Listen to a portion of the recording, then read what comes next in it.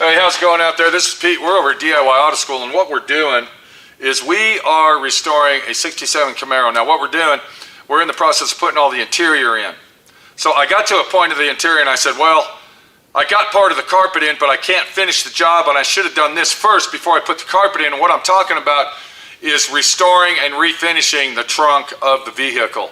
Now on General Motors products back in the day, all the way up to Oblivious, the trunks were painted with a splatter type paint. It was a speckle type paint.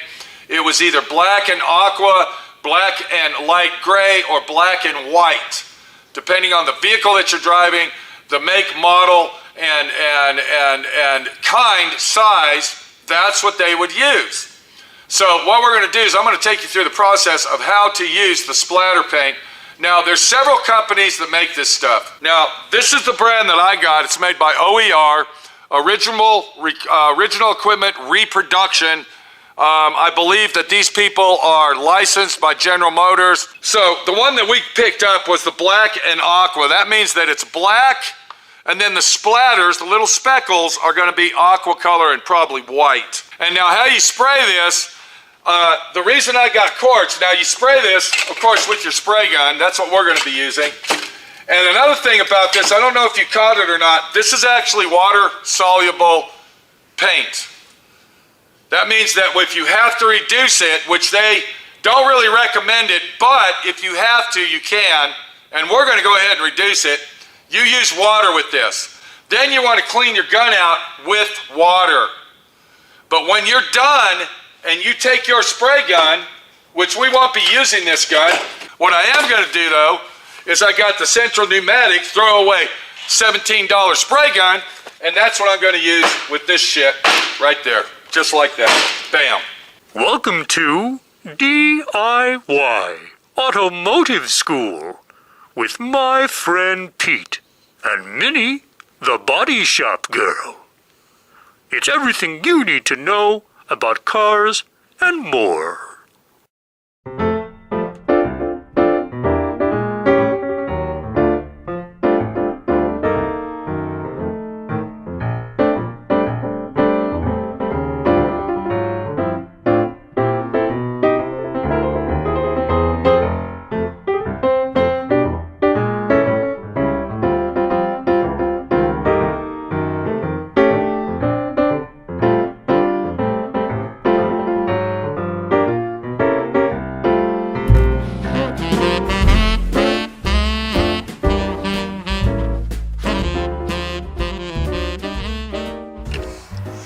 So I got the car out here in the paint booth, and I'm actually putting the car together just like I said. I went ahead and painted all the jambs and all the interior of the vehicle, and I'm building the interior, so when the interior is done, then all we got to do is paint the outside of the car. We'll put the chrome trim on and all the other gadgets, and it's a done deal. So once again, I started putting the carpet in, and I said, hold on, I can't do that yet, because look what I did here. We went ahead and taped this off. I have got to paint the trunk. So to prep this properly, you have to tape the back wall of your seat, where your seat goes. That has to be taped off. And then you got to go ahead and tape off the opening of the trunk itself. And then you got to make sure that all of your trunk is completely deteriorated of all debris, trash, dust, dirt, grease, oil, and everything else. And then once that's done, we're ready to go ahead and spray. As you can see, we got this taped off. It's going to be a nice situation. We're going to go ahead and be able to spray this trunk and make it look brand new. I don't recommend using the spray can version. The reason is because when you're spraying it in the trunk, using your spray can, let me go ahead and grab this spray can. We'll use that as an example. So we're spraying it in, and what you're doing, you're putting streaks in the splatters, and then if you stop suddenly, or you're not going as fast one way or the other, you're going to get blotches. So I don't recommend using the spray can system on the splatter. I fully 100% recommend that you do what I'm doing and get the quartz system to do the job the proper way. All right, so the first thing I'm going to do, I'm going to get my throwaway spray gun out. And the reason I say to get one of these throwaway spray guns is because if you have a very expensive spray gun, you really don't want to use that with this stuff. It's better to go ahead and spend the extra little buck, all right, by getting one of these. So what we got here, this is a Harbor Freight special, nothing fancy. Now when you get the gun, of course it's going to have its cup, which is nice. I like that cup. I'm probably going to keep the cup. But it's got this filter on it. You want to take that off, throw it in the trash. We'll go ahead and tighten that down, get it tight, nice and snug. It does come with a tool. You just saw me use it. And now our gun is ready for use. The only thing we need to do now is put some air action to it. Now I do this right here. What I do is I take this filter. I always like to filterize, but we really don't need a filter on this. If it gets water in it, we really don't care because this is a water-based paint. Remember that? And then once we're done, bam, it's ready for use. The first thing we want to do, we want to get that thing and we want to shake it up, and you just keep shaking it. We want to get it all mixed up, and I can tell that we need to mix this with some water. This is some very thick stuff. Once again, we probably might not use all this, but if we don't use it all, we'll give the owner the extra for touch-up if he needs it. Okay, anytime that you get anything sent in the mail, it's always going to have these little clips on it to hold the lid on, so you got to take those off. That's the first thing you got to do, and hopefully those things don't hit you in the face flying off of there. Some of these can be very difficult to get off, but if they weren't on here, they'd probably open up in the mail and then get all over the packages. So you need to be real careful with those. Don't let them hit you in the eye. So if you look right here, this is it. Kind of get an angle of what's going on. And it is very thick, so you got to have a big nozzle on your spray gun. And then what I'm going to do is I'm going to actually add some water to mine. And we're not going to put a lot of water. We're going to put probably about 10 or 15%. So I'm going to pour it in here, and then I'm going to go like this and pour a little out. And then I'm going to go ahead and add water. Now what happens when you add water is the water actually lets it flow out a little better because it's not as thick. All right. Now the second coat that we put on, it will not be watered down. Does that make any sense? So then what I do is I go like this, and then I pour this in here. All right, then we got that poured in there, and then I'll mix this up because you want to make sure that the water is mixed thoroughly. You don't want the water to be sitting on top and then the paint on the bottom, because then you'll really screw up. And kind of put that in there. All right, do you see what's going on? Now we actually have a paintable, see, look at that there. That's a lot, see how that flows out that stick a lot better? So now we actually have a paintable material that we can actually use to get down on the trunk and do it right.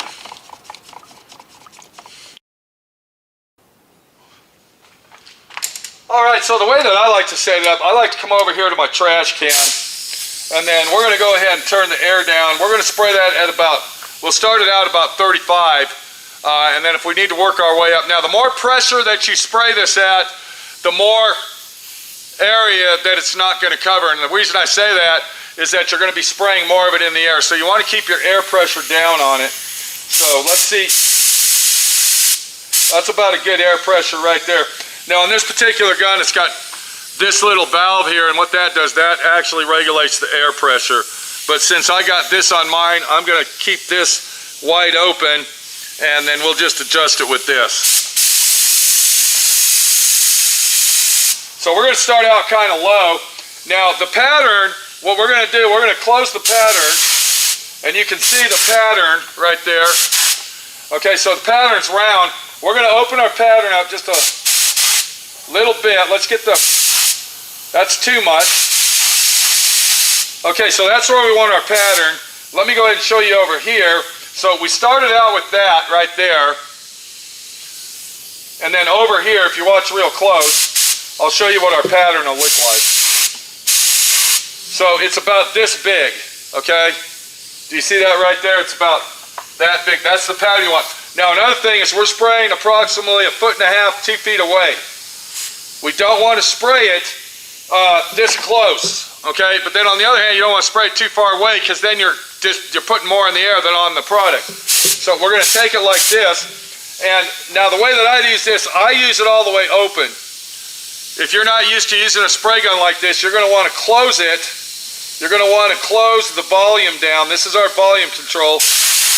And then you're going to want to adjust it that way, so when you pull in all the way, it only sprays so much. If you turn it in all the way, you can see it barely comes out. So what I like to do, I like to open it up all the way, just like that. And I like to control the spray myself, the volume. So what we're going to do, let's see what we're going to test it out here. And that's about what we want, right there, just like that. Let's get out to the car. Let's get some spraying done.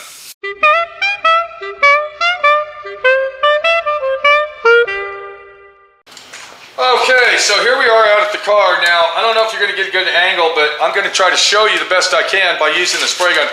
So we got it set the way we want it.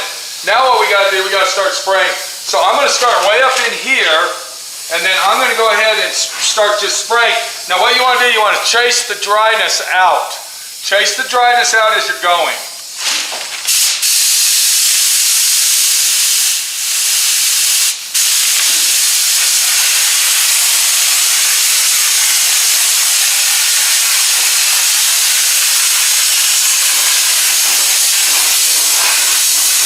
I don't know if you noticed that, but did you see what happened to me there? I forgot my respirator, people.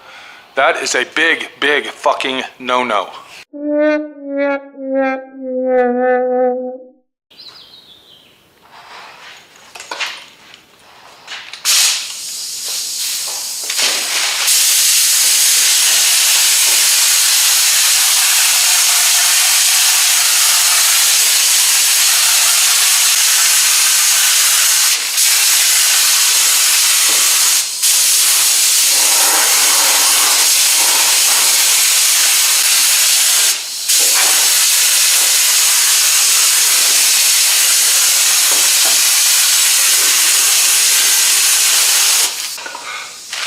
Okay, I don't know if you saw what I was doing there. I was going inside and spraying, and I was getting everywhere that I can, and it's very important to get these side walls as well. I also went ahead and got in here. I got this area right in here by turning my gun around and spraying that way. So now what I'm going to do is I'm going to go ahead and get the center of the floor, and then I'll work my way over and repeat my process on the other side.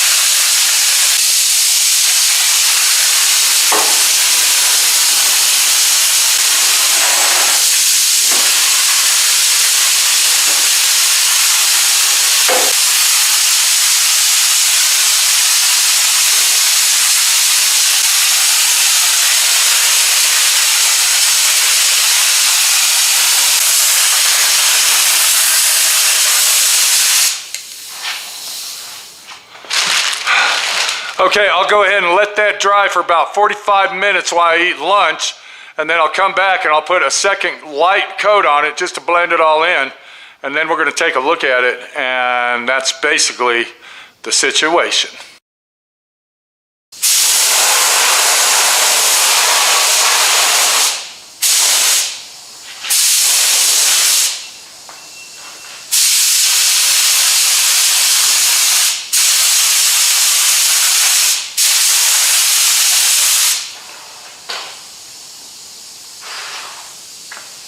Okay, so what I did, I went back over it one more time. Now I didn't put a full coat on it like I did. What I did, I sprayed it, I spot sprayed it. That means I went back and got everything that was not painted, which was way up in the side. Now you see me wearing this flashlight. Once again, that's a Harbor Freight item. Awesome flashlight that it is. I think that I got that on sale for $9. And what I'm doing is I'm looking inside it, and I'm looking at the consistency of the splatter. So we are now ready to go ahead and do our final coat on this, and the way that I'm going to do it, I'm going to hold it up here like this, and I'm going to start back there, and then I'm just going to go really, really slow. And what that's going to do, that's going to put that even coat of splatter that we want, so when your eye is attracted into the trunk, you see what's going on. But before I do that, so after I spray this, we're going to come back, and then we're going to finish this video out.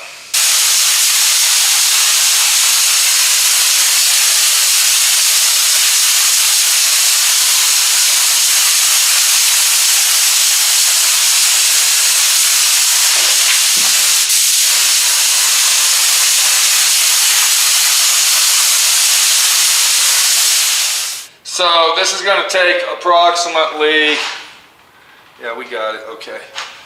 This is going to take approximately 1 to 2 days to dry 100%. So we're going to go ahead and leave this alone, and then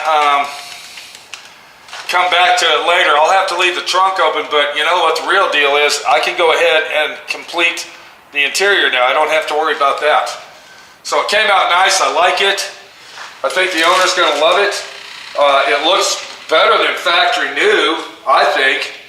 And the only thing that we're missing the floor plugs. I had to order those. I actually already had some of them that I purchased. I thought I bought enough, but I didn't. I forgot the 2 in the back here. So I got to put the floor plugs in, and then I'll take a touch-up brush and paint those to match. And I think the trunk is done. It's a done fucking deal.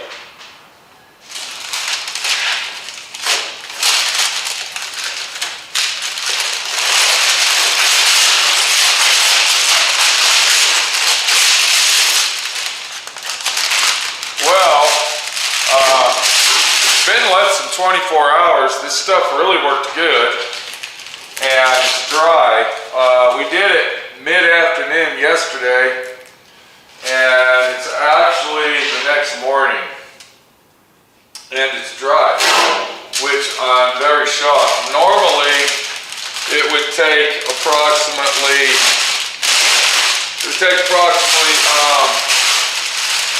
a good 24 hours to 48 hours for this stuff to dry properly, but